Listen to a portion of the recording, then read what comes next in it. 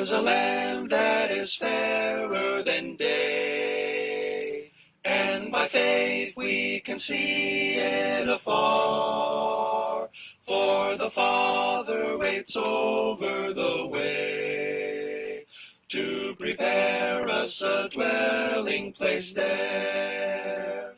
In the sweet by and by, we shall meet on that beautiful shore by and by. In the sweet by and by, we shall meet on that beautiful shore. We shall sing on that beautiful shore the melodious songs of the blessed, and our spirit shall sorrow no more. Not a sigh for the blessing of rest. In the sweet by and by, we shall meet on that beautiful shore by and by. In the sweet by and by, we shall meet on that beautiful shore. To our bountiful Father above, we will offer our tribute of praise for the glorious gift of His love and the blessings that hallow our days. In the sweet by and by, we shall meet on that beautiful shore by and by. In the sweet by and by, we shall meet on that beautiful shore.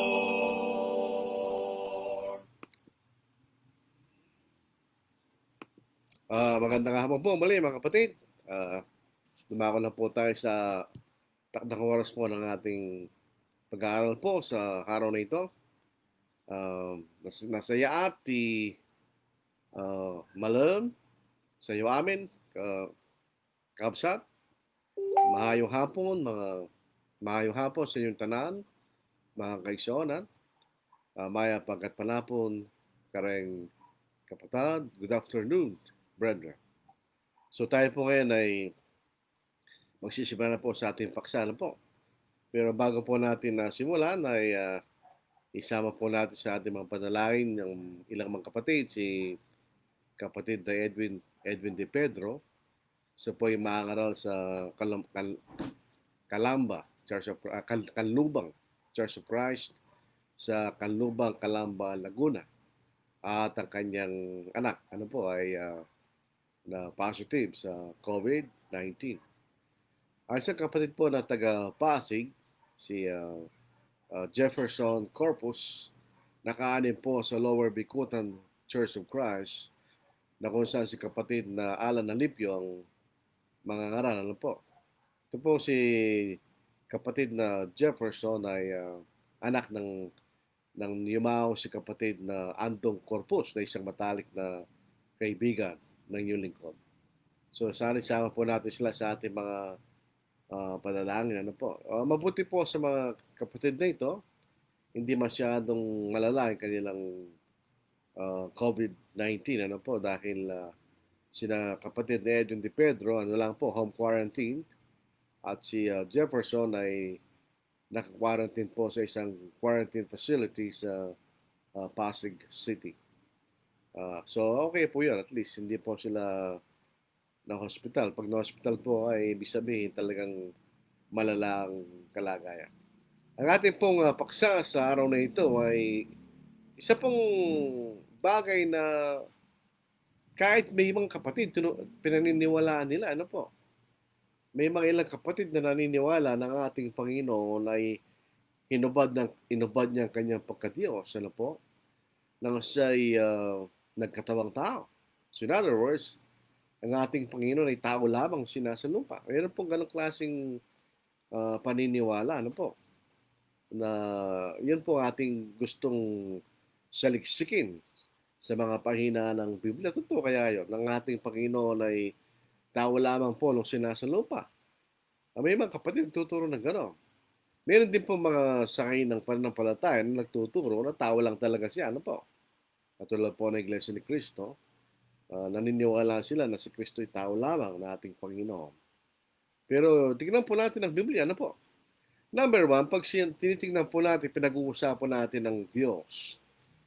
Ang tinatawag na Diyos ay hindi po isang persona lang na maraming naniniwala na ang Diyos ay ang Ama lang, na hindi po ganoon.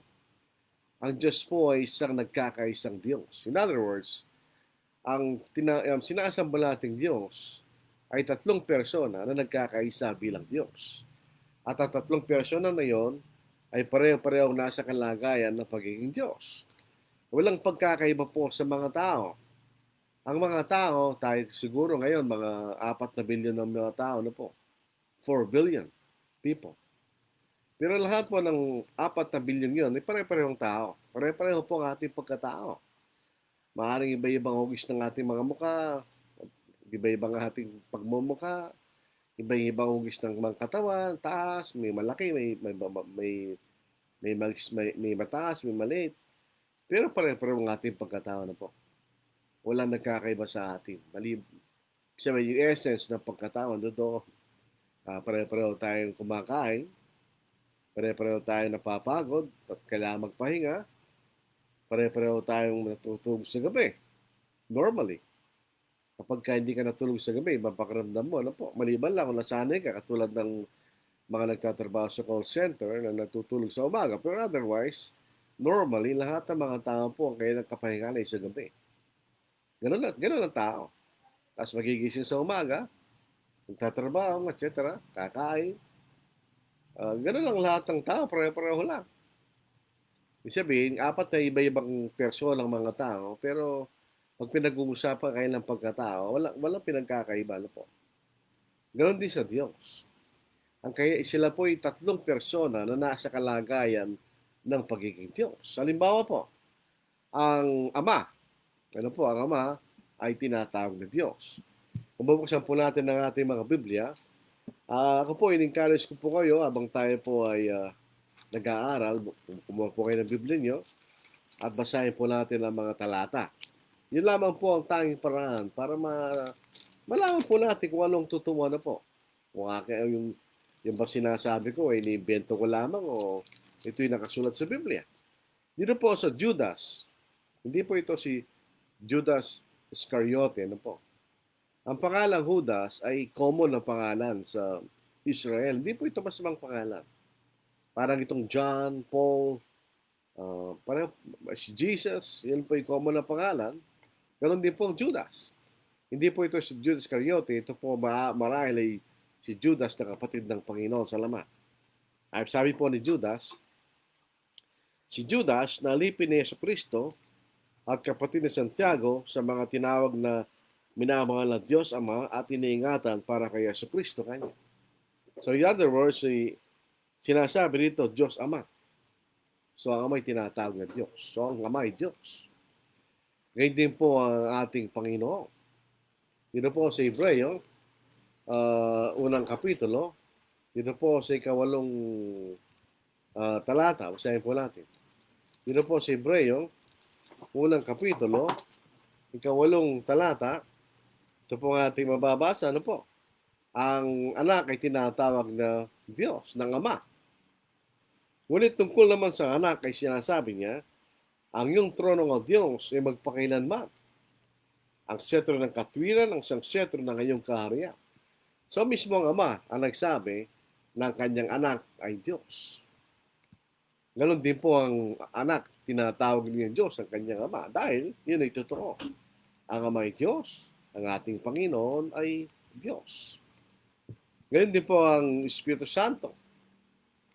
Ang pinakakaunti po impormasyon tungkol po sa Espiritu Santo, pero hindi na ang hulugan na hindi po siya Diyos. Dito po sa Gawa, 5 kapitulo, dito po sa 3 at 4 na kapitulo, ganito po ang ating mababasa.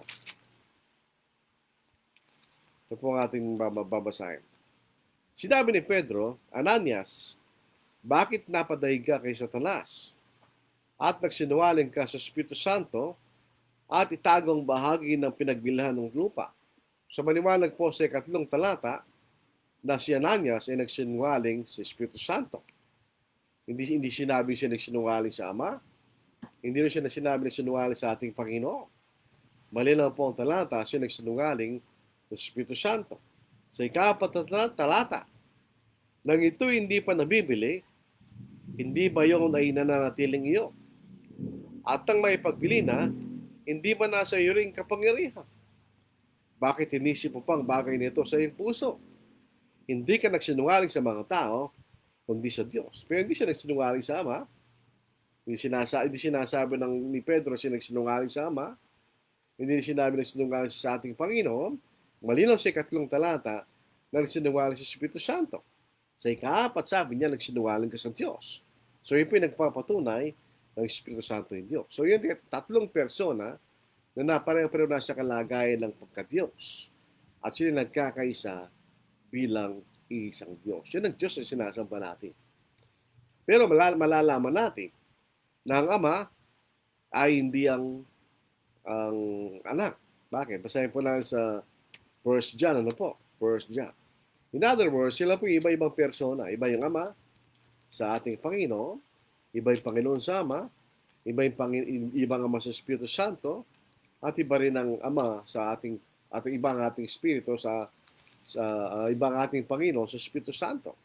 Dito po sa unang sulat ni Juan, sa 4 na kapitulo, sa 14 na talata. At nakita namin at sinaksiyan na sinugo ng Ama ang anak bilang tagapagligtas ng libutan. So sinugo ng Ama ang anak. Paano yan? Ibig sabihin, kung ang anak ay sinugo ng Ama, nangangulugan, ang anak ay hindi ang Ama. Imposible namang kung ang Ama siya rin ng anak, ay sinugo yung sarili niya. Wala pong gano'n. Kung sinugo ng Ama ang anak, in other words, ang Ama hindi siyang anak. At ang anak hindi rin siyang Ama. Dito po sa 2 Juan, 2 John, pangalang sulat po ni Juan, sa 3 talata, isang kapitulo lang po kasi ito. Sumating nawa ang biyaya, kahabagan at kapayapaan mula sa Diyos Ama at kay Yesu Kristo, ang anak ng Ama, sa katotohanan at sa pag-ibig. So ang ating Panginoon ay anak ng Ama. So hindi siya maaari siya rin ng kanyang Ama, di ba? So ang anak hindi rin ng Ama. Dito po sa John chapter 15 verse 16, ang Espiritu Santo ay sinugo ng ating Panginoon. Basahin natin. Hindi po nagkakamali. Ito pa kanyang babasa, po? Subalit kapag dumating, sinugo ng Ama. Subalit kapag dumating ang mga aliw na aking susuguin sa inyo mula sa Ama. So, sinugo ng Panginoon mula sa Ama. Ang Espiritu ng katotohanan na mula sa Ama, siya magpapatotoo tungkol sa akin. So, sinugo ng Panginoon ang Espiritu Santo at ang Espiritu Santo mula sa Ama. So, ang Espiritu Santo din ang ating Panginoon, ang Espiritu Santo din ng Ama. So, maliwanag po yan ang kalikasan ng pagka-Diyos. 3 persona na nasa kalagayan ng pagka-Diyos na nagkakaisa bilang isang Diyos. So, ang Ama, hindi ang Espiritu Santo. Ang Espiritu Santo, hindi rin ang ating Panginoon. At ang Ama, hindi rin ang ating Panginoon. At ang Panginoon, hindi rin ang Ama. Yun ang makikita nating kalagayan sa pagka-Diyos. So, pag sinabi natin Diyos, there's a plurality of persons. At sila nagkakaisa bilang isang Diyos. Sa Old Testament, yung salitang Elohim. Elohim ay plural. Literally, gods. Pero tinawag na Elohim ang Diyos. So in other words, ang Diyos hindi nag-iisang persona. Bilang katunayan, dito sa Genesis chapter 1, verse 26, nung ako po ay medyo bata pa, nasa elementary pa po ako noon, ang aking yumawang ama ay mahilig pong magbasa. Yun po ang katangi ng aking ama. Mahilig siya magbasa. Kahit ano binabasa niya. So marami siyang nalalaman. Dito po sa Genesis chapter 1, siya nagbabasa ng Biblia. Meron siyang maliit na Biblia na King James Version na preserve ko, pinasira din. Sabi niya, ito'y Biblia ng mga protestante kapa niya noon eh. Basahin po natin. Sinabi ng Diyos, Lalagin natin ang tao sa ating larawan, ayon sa ating wangis, at magkaroon sila ng pamamahala sa mga isda, sa dagat, at sa mga ibon sa impapawid, at sa mga hayop sa buong lupa, at sa bawat gumagapang sa ibabaw ng lupa. Lalangin natin kanya. So, meron kasamang lumalang ang Diyos. Sino yun? Eh, di yan ang ating Panginoon at ang Espiritu Santo. Ano po? Yung tatlong yon ay present sa paglalala. Makita natin sa Exodus chapter 20 verse 3, huwag kayo magkaroon ng ibang mga Diyos. Yung salita mga Diyos o sa English ay gods ay galing sa salitang Elohim. Pag ginagamit ito sa mga hindi tunay na Diyos, ito'y sinasali na plural. Pero dahil ito yung iba-iba klaseng mga Diyos niya. Pero pag ito'y sinasali sa tunay na Diyos sapagkat tatlong persona na pare-parehong nasa kalagayan ng pagka-Diyos. Kaya sinasalin sa singular kanya. Ang sabi ng Diyos, lalangin natin, let us make man in our image. Sabi niya, man in our, plural, image singular. So, ibig sabihin, they share a common image. Yan ang larawan ng pagka-Diyos, di ba? So, ang tao po ay may kawangis doon. Yung tayo lalangin ng Diyos. Ito tatlong ito, ang Ama, ang Anak, at ang Espiritu Santo, ay present sa paglalalang. In other words, halimbawa, for instance, ang Espiritu Santo, sa Genesis chapter 1, verse 2, ang lupa ay walang anyo at walang laman, at binalot sa kadiliman ng kalaliman, samantalang ang Espiritu ng Diyos ay kumikilos sa ibabaw ng mga tubig. So, doon ang Espiritu Santo. Andun din ang ating Panginoon. Dito po sa John, chapter 1, verses 1 to 3, ibang mga bumabasa ng Biblia, ayaw nilang tanggapin ito pagtataka naman sila, bakit pa sila naniniwala sa Biblia, tapos ayaw nilang tanggapin ang nakasulat. So John chapter 1, verses 1 to 3, ang sa simula ay ang salita, at ang salita ay kasama ng Diyos, at ang salita ay Diyos. So yung salita, hindi literal na salita yun, ha? Sapagkat ang salitang lumalabas sa aking bibig, hindi namang tao. Yun ay salita. Galing sa akin, pero hindi sa tao. So, yung salitang ito ay hindi literal na salita.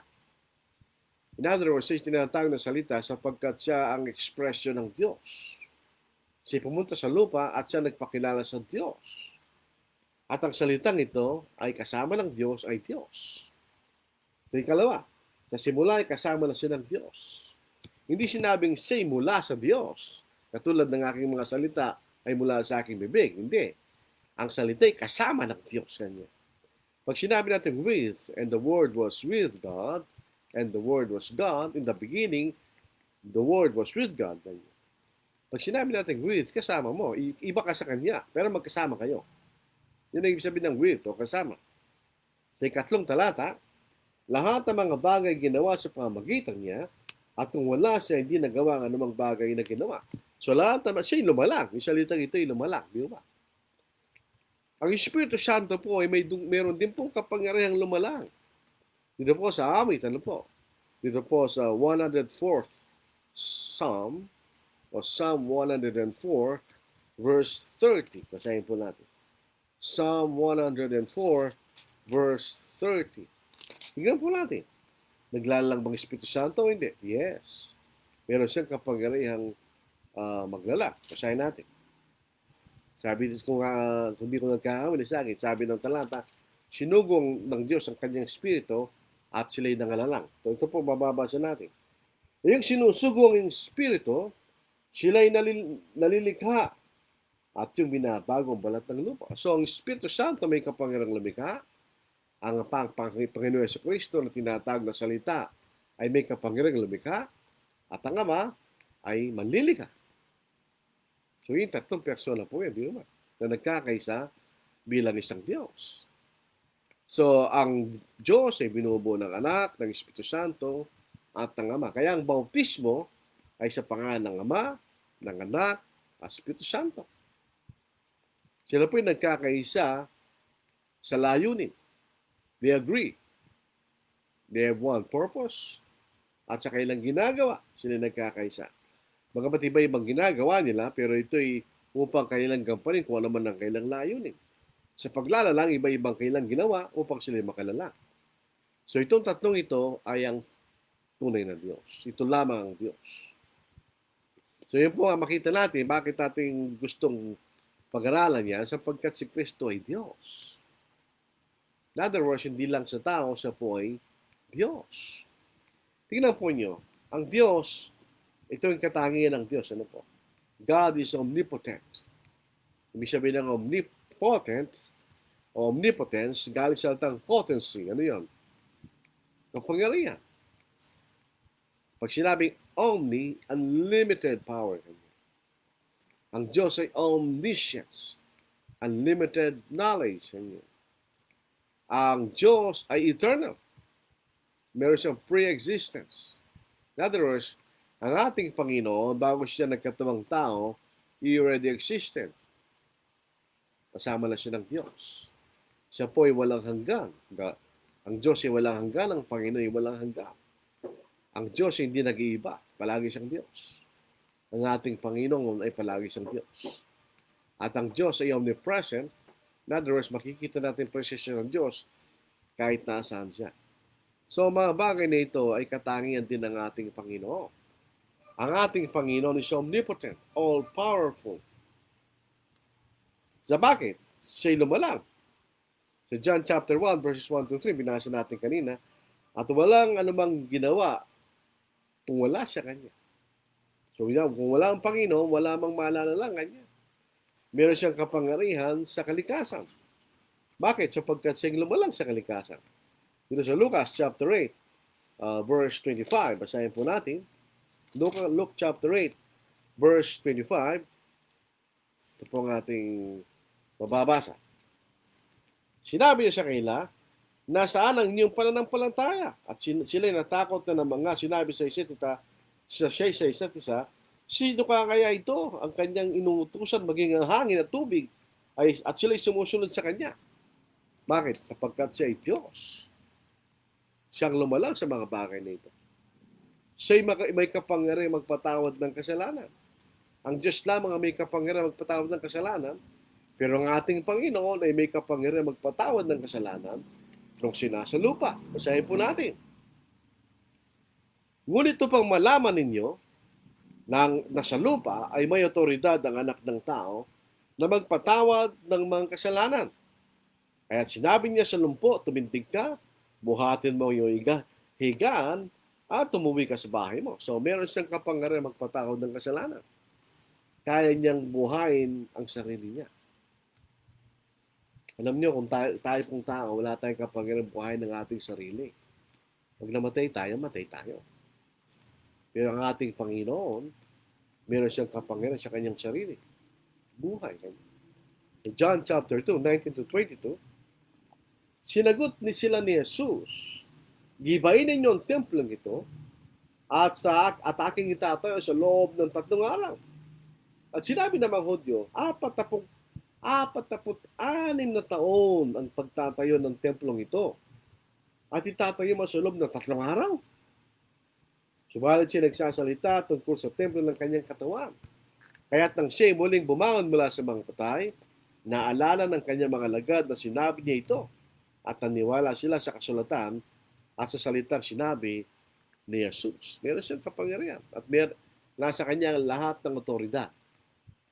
Sa Mateo chapter 28, verse 18, lahat ng otoridad ay binigay sa akin sa langit at sa ibabaw ng lupa. So ito nagpapakilala ng ating Panginoon ay Diyos. Hindi magagawa ito ng tao lang. Sino kaya? Kung tao, alam niyo, kung magagawa niya kung tao lang siya. Ang ating Panginoon ay omniscient. Nalalaman niyang lahat ng mga bagay kung gugustuhin niya. Kahit ang mga bagay na inisip ng tao. Alam niya. Nalalaman niya. Makita po natin na po. Dito po sa John chapter 2. Pag nag-uusap-usap yung mga magkakaibigan, nalalaman ba nila ang iniisip ng bawat isa? Hindi. Nalalaman lang natin sinasabi nila. Yung hindi nila sinasabi, hindi natin alam. Pero pansinin po natin ang ating Panginoon. Dito sa John chapter 2 verse 24 hanggang verse 25. Subalit hindi ipinagkatiwala ni Jesus ang kanyang sarili sa kanila sapagkat kilala niya ang lahat ng mga tao. At hindi niya kailangan ng sino man upang magpatotoo tungkol sa tao sapagkat alam niya ang sinasaloob ng tao kanya. Nababasa niya ang iniisip ng mga tao. Omniscience. Dito po sa John chapter 16, dito po sa verse 30 na po. At titignan ko oras, napakabilis. Ito basahin po natin. Sa verse 30. Ngayon ay nalalaman namin na nalalaman mo ang lahat ng mga bagay. At hindi na kailangan tanungin ka ng sino man. Dahil dito ay sumasampalataya kami na ikaw ay nagbuhat sa Diyos. At sa pinakahuling kapitulo ng Juan, sinabi ni Apostle Peter ang mga katagang ito. Sa 21 verse 17. Sinabi niya sa kanya, sa ikatlong pagkakataon, Simon, anak ni Juan, minamahal mo ba ako? Nalungkot si Pedro sapagkat tatlong ulit nang sinabi sa kanya, minamahal mo ba ako? At sinabi niya sa kanya, Panginoon, nalalaman mo lahat ng mga bagay. Nalalaman mo na minamahal kita. Sinabi sa kanya ni Jesus, pakainin mo ang aking mga tupa. So alam niya, di ba? So Christ is omniscient. Christ is omnipresent. Sa Matthew chapter 18 verse 20 kanya, ang sino mang kanyang dalawa tatlong nagkakatipon sa aking pangalan, ako'y nasa gitna nila. Sa Matthew chapter 20 verse 20, at ako'y sumasanyong palagi hanggang sa katapusan ng sa kalibutan sa kanyang mga lagang. So Christ omnipresent. Christ has pre-existence. Bago pa siya naging tao, andun na siya. Katayo ba mga tao lamang, bago tayo naging tao, doon na umiiral na tayo? Hindi Nagsimula tayo nang tayo pinanganak. Our existence began when we were born. Ang ating pag-iral ay nagsimula nang tayo pinanganak. Christ existed before He was born as a man. Ang ating Panginoon ay umiiral na bago pa siya ipinanganak bilang tao. Sa John chapter 8 verse 58, ito isang bagay na ikinamangha ng mga Hudyo. Basahin natin. Tingnan natin ang reaction ng mga Hudyo. Nakausap niya. Ano po? Basahin natin. Sa John chapter 8 verse 58, alam mo yun, ako po humingi ng paumanhin sa mga humingi ng mga alten. Ano po? Ako talaga hanap ng isang araw na gagawin ko yun. Verse 8.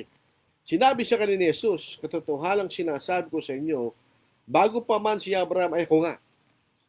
Di ba mga salim, yung salitang I am, it means I am already existing. Right? Yung salitang I am is a form of the verb to be, which means to exist. So yung sinasabi rito, before Abraham was, I existed. So bago pa si Abraham, nandun lang ating Panginoon. At naalala po natin, binasa natin, nang pasimula ay ang salita, at ang salita ay kasama ng Diyos, at ang salita ay Diyos. So before na siya naging tao, He existed as God. Di ba? Kasama niya ang kanyang Ama. Dito po sa Micah chapter 5 verse 2 na ito'y kinote sa Matthew, na ito'y tumutukol sa ating Panginoon.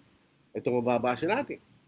Ngunit ikaw, Bethlehem sa Ephrata, na manito pang mapabilang sa mangka ni Huda, mula sa iyo ilalabas para sa akin ng isa sa magiging pinuno ng Israel na nang pinagmula na mula ng una, mula ng walang hanggan, from everlasting. Ganyan.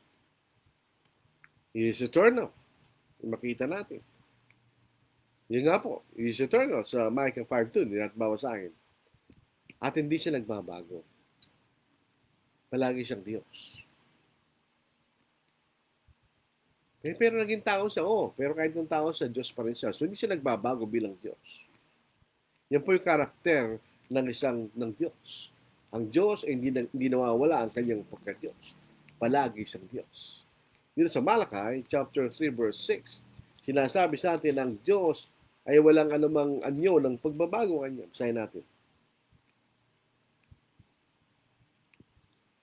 Sapagkat akong Panginoon ay hindi nagbabago. Kaya't kayo, o mga anak ni Jacob, ay hindi napapahamak. Hindi siya nagbabago. Palagi siyang doon.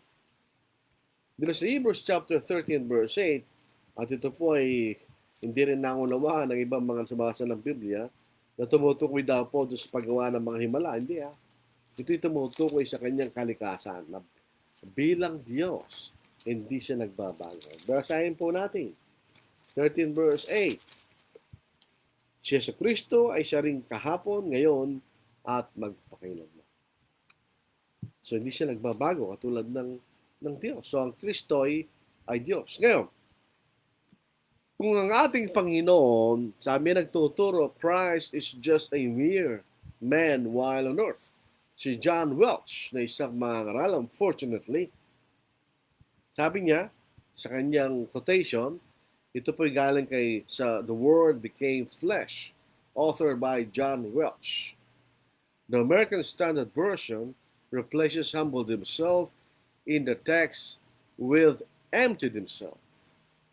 Jesus prior to his birth could adequately be described as equal with God. He divested himself of the glory, honor, divinity, godhood, and became subject to the Father as a man. Whatever qualities and characteristics had been his as divine were for God. Whatever privileges and powers there might have been were stripped from him. He was a man. Tagalogin natin. Ang salin ng American Standard, pinalitan niya yung at siya nagpakababa sa kanyang sarili, humbled himself, na mga katagang inubad niya ang kanyang sarili kanya. Si Jesus, bago sa kanyang kapanganakan, ay maaari nating sabihin na walang alinlangan na siya'y kapantay ng Diyos. Ngunit ito'y inalis niya sa kanyang sarili. Inalis niya ang kanyang sarili ng karangalan, ng karawalaing honor, ang kapagka-Diyos, at siya po'y nagpailalim sa kanyang ama bilang isang tao. Anumang katangian na nasa kanya bilang Diyos ay nawala. At anumang karapatan at kapangyarihan na nandoon sa kanya bilang Diyos ay tinanggal sa kanya. Siya'y tao lamang. Yan po ang Tagalog doon sa ating quotation. Galing po kay John Wells. I do not agree with John Wells. John Wells pa rin. The scripture teach that Jesus is and was the Son of God. While on this earth, Jesus surrendered the privileges of divinity and was a man, just a man, an ordinary guy like you and me. John Wells, Faith and Facts, July 1990, page 65. Tagalogin natin. Ang mga kasulatan nagtuturo na si Kristo ay at naging anak ng Diyos. Samantalang siya nasa lupa, surrender? Inalis ng ating Panginoon ng lahat ng karapatan bilang Diyos. At siya naging tao lamang, naging tao at tao lamang. Katulad natin na patao kanya. Yun ang sabi ni John Wells. Ngayon, si Brigham Young, na yung founder po ng Mormons. Ang founder po ng Jesus Christ of the Latter-day Saints, actually si Brigham Young. Marami pong hindi nakakaalam ng ang Church of Jesus Christ of the Latter-day Saints ay marami-raming grupo yan. Nung namatay si Joseph Smith, nagkahiwa-hiwalay sila. Ang pinakamalaking grupo yung Mormons na tinatawag. At ang kailang founder ay walang iba kundi si Brigham Young. Ito po ay Mormons.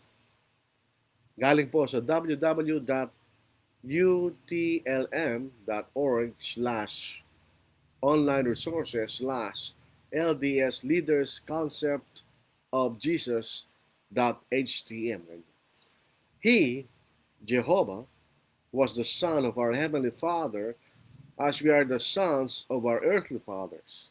God is the Father of our spirits, which are clothed upon by fleshly bodies, begotten for us by our earthly fathers. Jesus is our older brother spirit clothed upon with an earthly body, begotten by the Father of our spirits. Journal of Discourses, Volume 10, page 2, September 28, 1862. So, sabi niya, ang ating Panginoon ay katulad lang natin na pinisa ng isang lamang. Pero sa katotohanan, teka muna mga kapatid, meron na akong ayusin.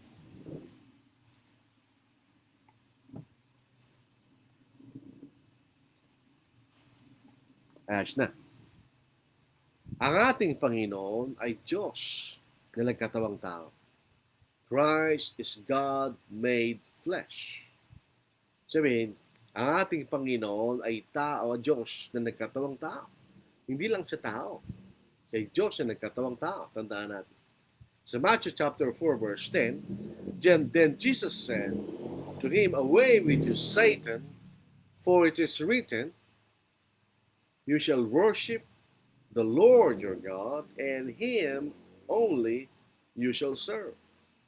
Yun po sa New King James Version. So, mismo ang ating Panginoon nagsasalita rito. Kinakausap ni Satanas. Na sabi ni Satanas, sambahin mo lang ako kanya, ibibigay ko sa lahat na nakikita mong kaharian na yan. Yan ang sagot niya. Ang Panginoon mong Diyos kanya, tantang ni salita, you shall worship the Lord your God. So, kahit si Satanas ay subject ng Diyos, and Him only you shall serve. Wala kang ibang sasambahin kanya kundi ang Diyos lamang. Pero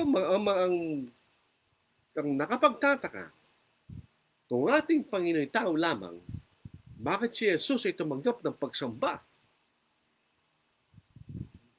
Kung si Jesus ay tumanggap ng pagsamba, at si Jesus ay tao lamang sapagkat tinubad niya ang kanyang pagka-Diyos, siya number one, sinungaling. Dahil sabi niya, ang Panginoon mong Diyos lamang ang iyong sasambahin. At siya lamang ang iyong paglilingkuran. Pero tumanggap siya ng pagsamba. Yun po isang katunayan na si Diyos. Basahin natin, ano po? John, chapter 9, dito sa verse 38.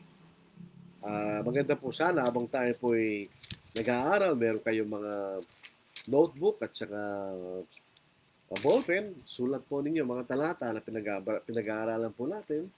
And then you can investigate, ano po, kung totoo nga po ang ating mga pinagsasasabi dito. John chapter 9 verse 38, sinabi niya, Panginoon, sumasampalataya ko at siya'y sumamba sa kanya. Sino itong taong to? Ito yung kanyang, yung bulag na binuksan ang kanyang mga mata. Yung bulag na nakita kanya. Diyos kanya. Panginoon, sumasampalataya ko. At siya'y sumamba sa kanya. So, sinamba niya ang ating Panginoon. Sa Matthew, sabi po lang sa Matthew, chapter 14. Actually, marami po ito. Ano po? Pero siyempre, para lang makita natin na hindi tayo natotoo sinasabi natin. At ito'y pinatutunayan ng Banalang Sulatan. Dito sa Matthew, chapter 14, dito po sa verse 33. So, sinamba siya ng mga nasa bangka at nagsasabi, tunay na ikaw ang anak ng Diyos. Truly, you are the Son of God. Pero sinamba siya. Ito rin po sa Matthew chapter 28 verse 9. Nung malapit na siya umakyat sa langit, ano po? Siya'y sinamba ng kanyang mga nagal. Basahin po natin. Na do'y sinalubong sila ni Jesus na nagsasabi, kapayapaan ay sa mga inyo at paglapit nila sa kanya, iniyakap ang kanyang mga paa at siya'y sinamba. And they worship Him. John chapter 20 verse 28, nung siya'y nabuhay na maguli. Galon din po mga kapatid, sinamba rin ang ating Panginoon. So tingnan niyo ito mga talatang ito. Bakit kung hindi po sa Diyos, bakit tumanggap siya ng pagsamba? Sayin natin. Sumagot si Jesus at sinabi sa kanya, Panginoon at Diyos ko kanya. Kasi sinamba ng taong ito, si Tomas, Didymos. So ito yung mga talatang ito na binanggit natin ay sapat na para patunayan natin na si Diyos. Sapagkat kung si tao lamang, hindi siya pwedeng tumanggap ng pagsamba. Alam po niyo si Apostle Peter na sinasabing the first Pope of the Roman Catholic Church. Alam po niyo ang Pope? Ang Pope, ano po? Ako po ay nag-aral sa isang universidad ng mga Jesuita at sila ay Katoliko. At the time, ako'y Katoliko. Dumating po sa campus namin ang Pope noon.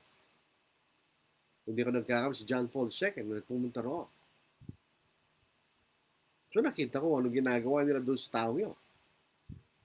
Practically sinasamba siya. Pero tingnan po, ikumpara po natin kay Apostle Peter, nung nagpatira pa si Cornelius para sa isang bayan, ano sabi niya? Pagpasok ni Pedro, sinalubong siya ni Cornelio, at nagpatira pa sa kanyang pangalan at siya'y sinamba. Ngunit pinatayo siya ni Pedro at na sinasabi, tumayo ka, kumanay tao rin.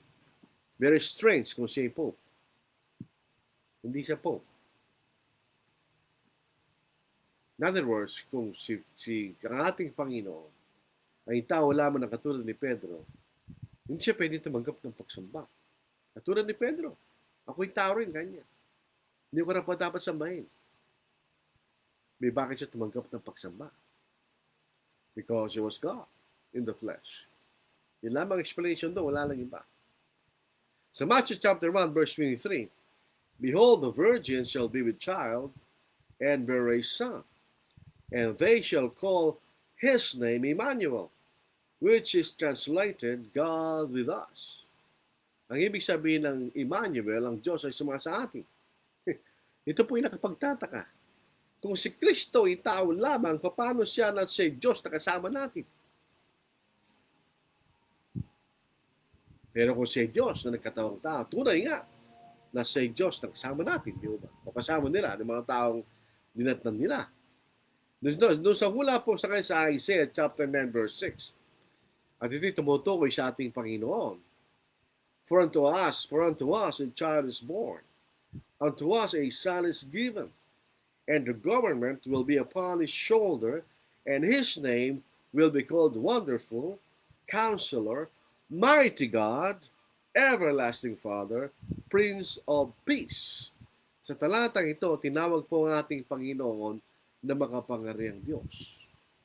Sabi niya, unto us a child is born. So ito yung tao yung pinanganak. Pero itong tao yung pinanganak na ito ay tinatawag na makapangyarihang Diyos. Pero kung ang ating Panginoon yung tao lamang siya nasa lupa, paano siya naging makapangyarihang Diyos? Di ba?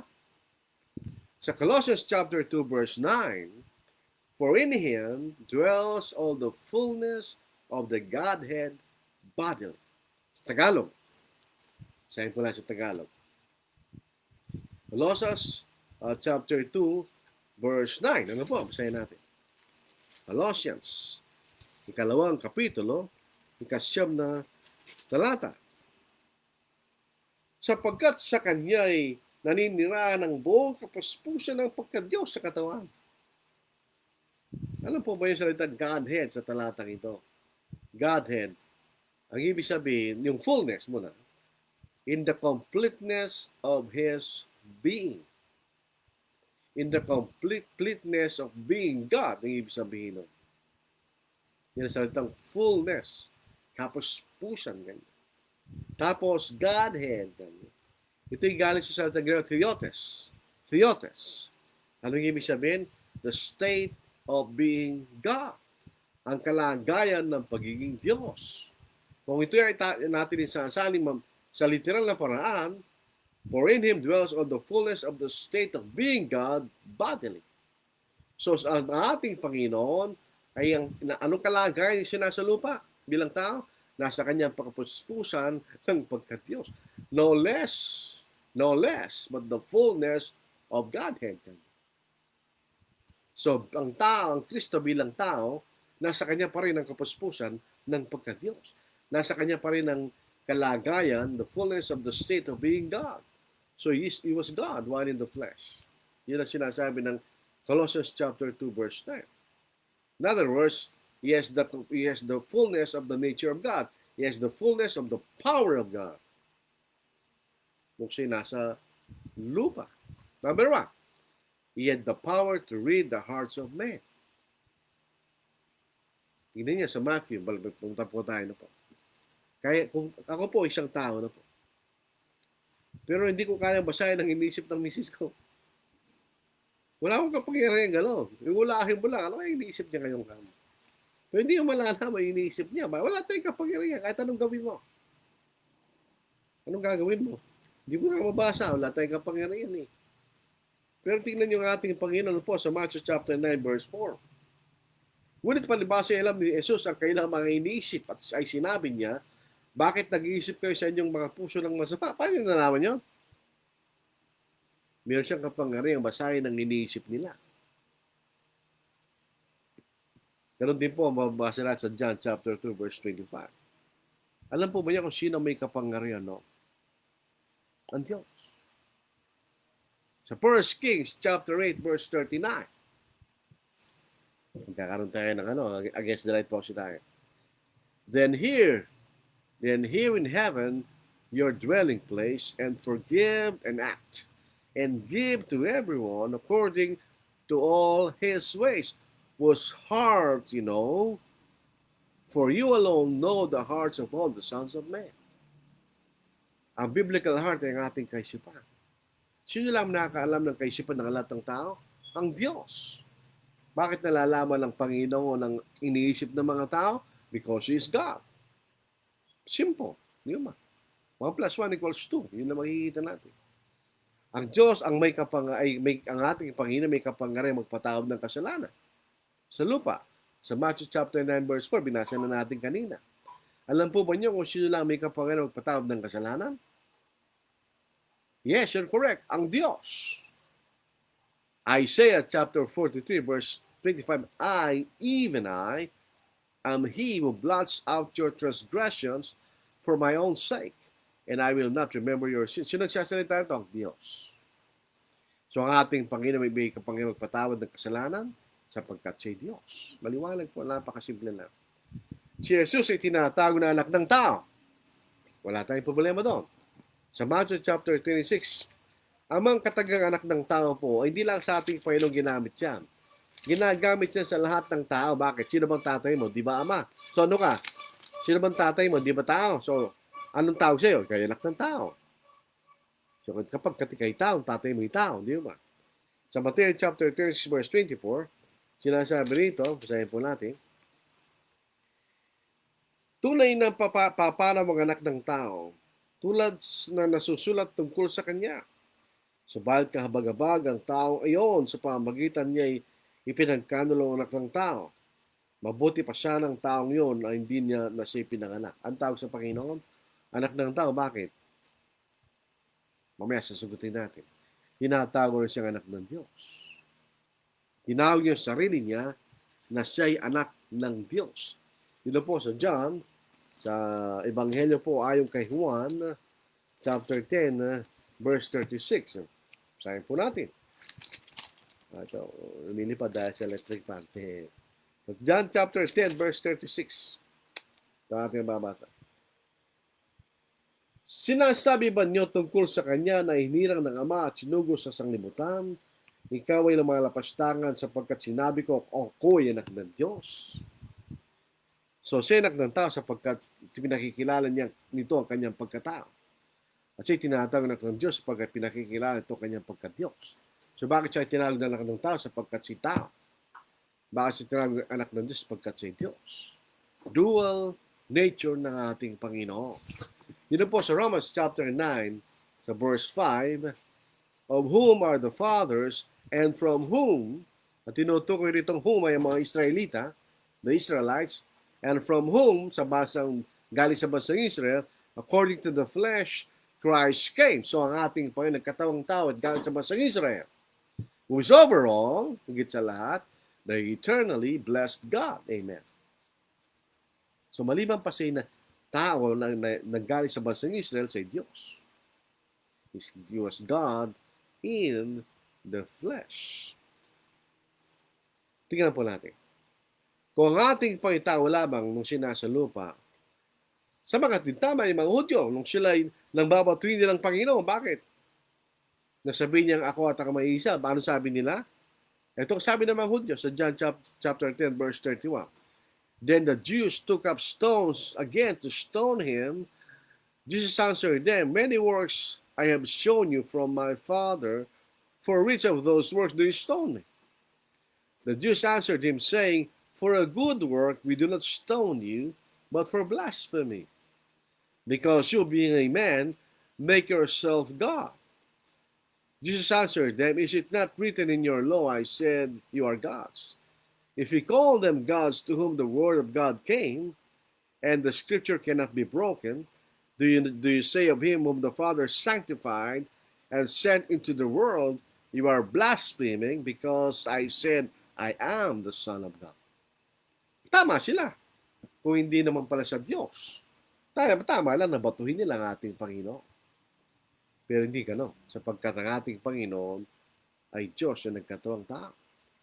Kung ating Panginoon, nilalis niya ang kanyang pagka-Diyos na siya pumunta sa lupa, nagbago ang Panginoon. Sapagkat hindi na sa Diyos. Pero sabi niya, For I am the Lord, I do not change. Therefore, we are not consumed as sons of Jacob. Pero hindi siya nagbago sapagkat siya pa rin ay Diyos. Bakit? Sa Hebrews chapter 13, verse 8, Jesus Christ is the same yesterday, today, and forever. So, hindi nagbago ang ating Panginoon. Si Diyos magpakailanman. Dito po sa Hebrews chapter 10, verse 5, bakit siya nagkatuwang tao? Ito, basahin natin. Therefore, when he came into the world, he said, Sacrifice and offering you did not desire, but a body you have prepared for me. Kausap niya ang kanyang ama bago siya nagkatuwang tao kanya. Ang siyang katawan ang inihandang para sa akin. Ba't kinakailangan sa magkatawang tao? Hebrews 2:17, Therefore in all things he had to be made like his brethren, that he might be a merciful and faithful high priest in the things pertaining to God, to make propitiation for the sins of the people. Kailangan siya mamatay sa krus. His blood in exchange for our sins.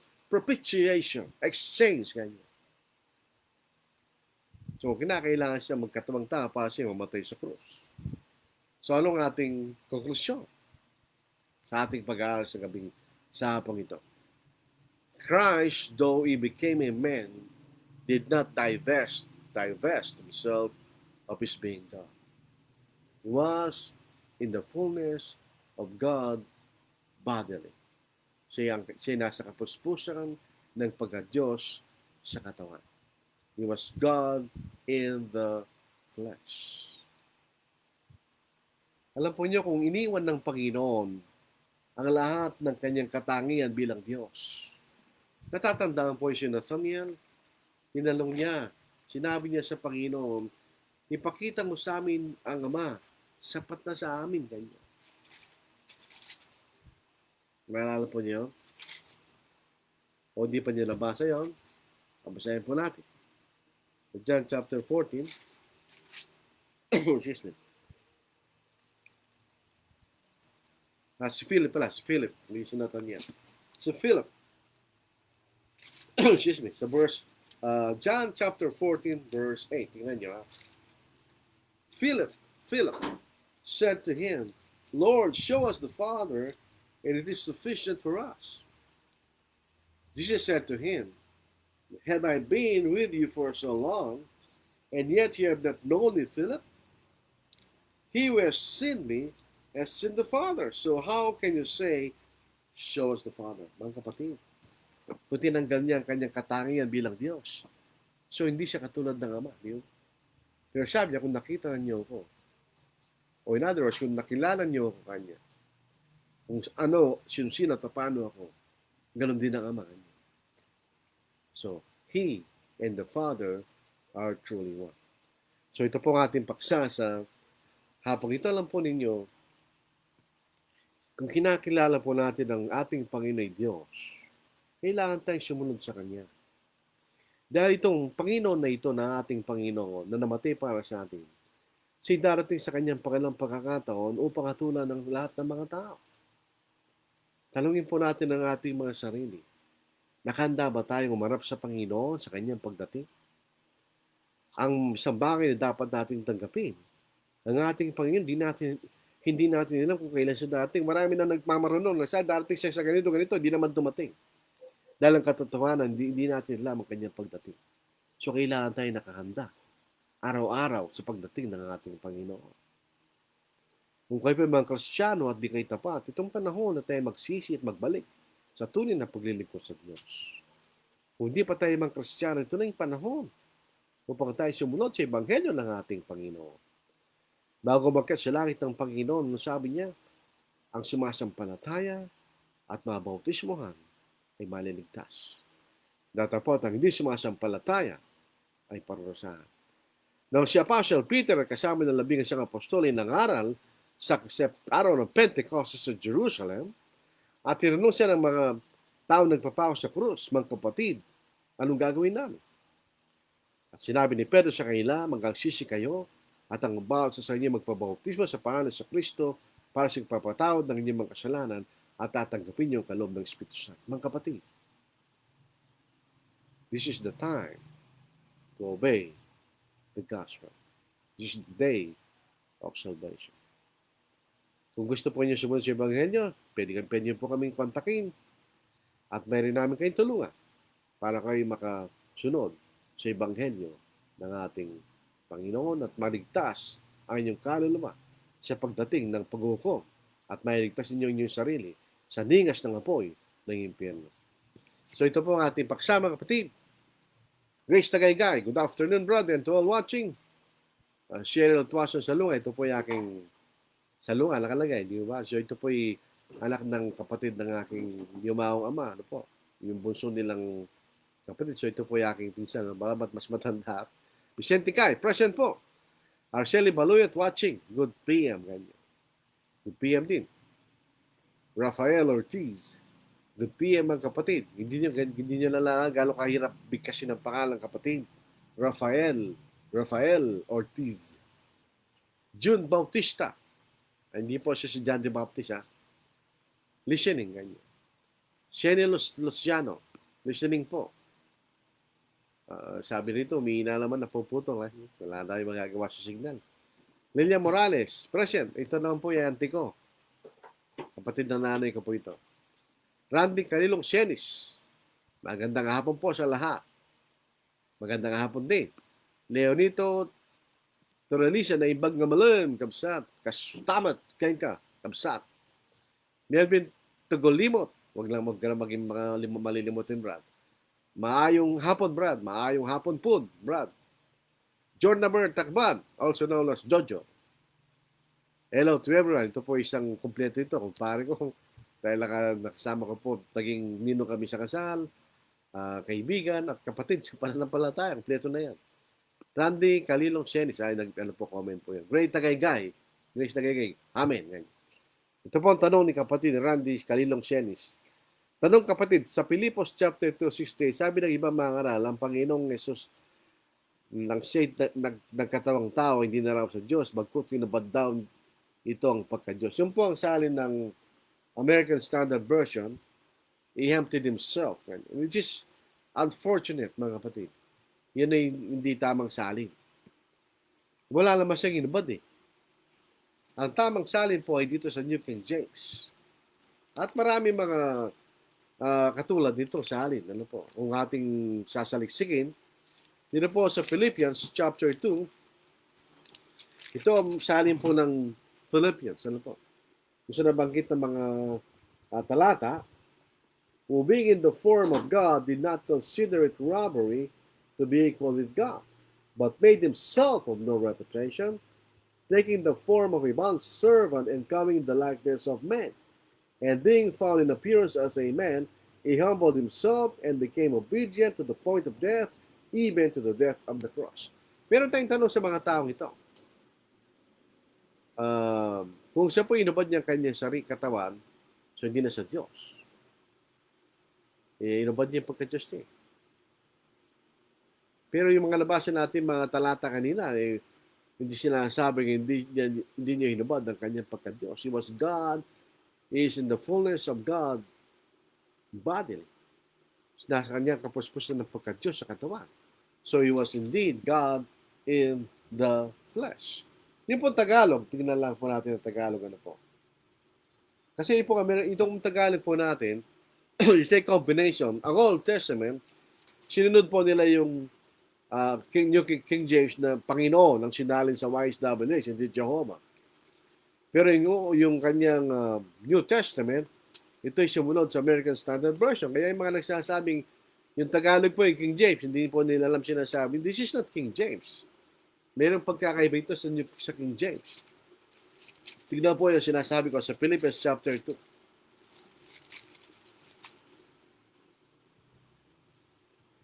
Na siya bagamat nasa niyo ng Diyos, hindi niya itunuring na siyang bagay na nararapat panangnan, panghawakan ng pagiging patay ng Diyos. Kundi dumarin niya ang kanyang sarili, kanya. Ito ay sinunod niya ang American Standard Version at kinuha ang inyong alipin naging katulad ng tao. At palibasa ay natagpon sa inyo ng tao, siya nagpakababa sa kanyang sarili at naging masunod hanggang sa kamatayan, maging sa kamatayan sa Diyos. Yun ang salin ng American Standard Version, sinunod sa Tagalog. Pero New King James, sabi niya, He made Himself of no reputation. Tingnan po natin ibang salin na po. Meron po akong rito, application ng Bible sa aking laptop.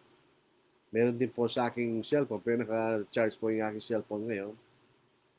Hindi ko magagamit. Tingnan po natin, ano po. Ito po, iba-iba pong mga salin to. Titingin lang po tayo ng ilang salin na po. Tingnan po natin yung International Version. Ayan, sa Philippians. Kasi minsan, depende po kasi sa pagkasalin. Pero wala pong katuturan yung inubad niyang kanyang pagka-Diyos. Wala naman siyang inubad eh.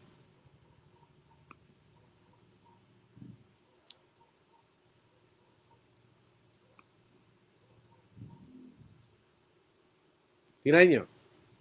Who being in the very nature did not consider equality with God something to be used to his own advantage, rather he made himself nothing by taking the very nature of a servant. In other words, hindi niya ginamit yung pagka-Diyos niya kanya. Kundi siya itinuring niya sarili niya bilang isang lingkod. Hindi sinabing inubad niya kanya pagka-Diyos. Yun ang salin ng International Version.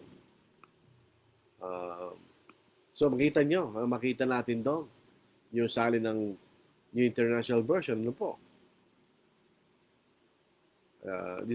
So yung makita natin, wala siyang inubad. Ang inubad niya yung kanyang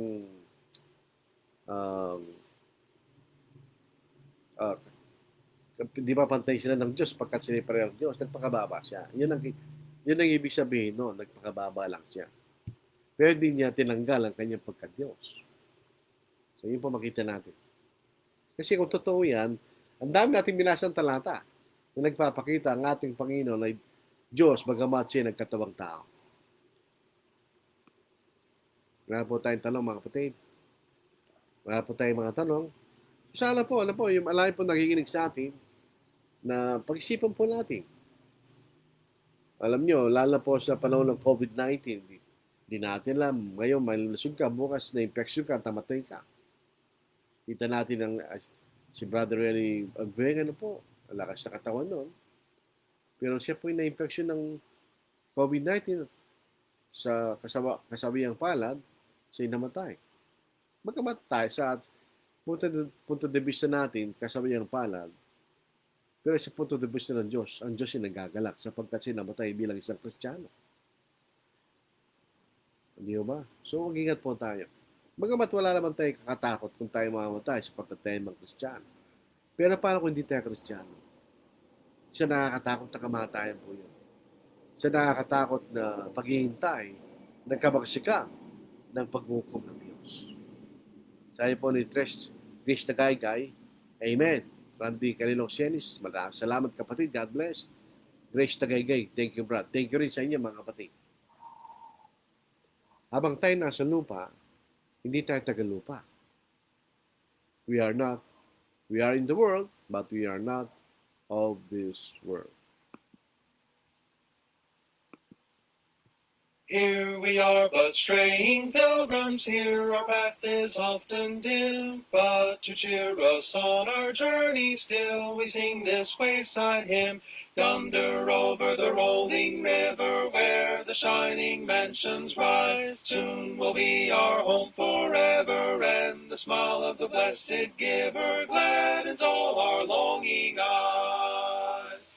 Here our feet are often weary on the hills that throng our way. Here the tempest darkly gathers, but our hearts within us say, yonder over the rolling river, where the shining mansions rise, soon will be our home forever, and the smile of the blessed giver gladdens all our longing eyes. Here our souls are often fearful of the pilgrim's lurking foe, but the Lord is our defender, and he tells us we may know, yonder over the rolling river, where the shining mansions rise, soon will be our home forever, and the smile of the blessed giver gladdens all our longing eyes.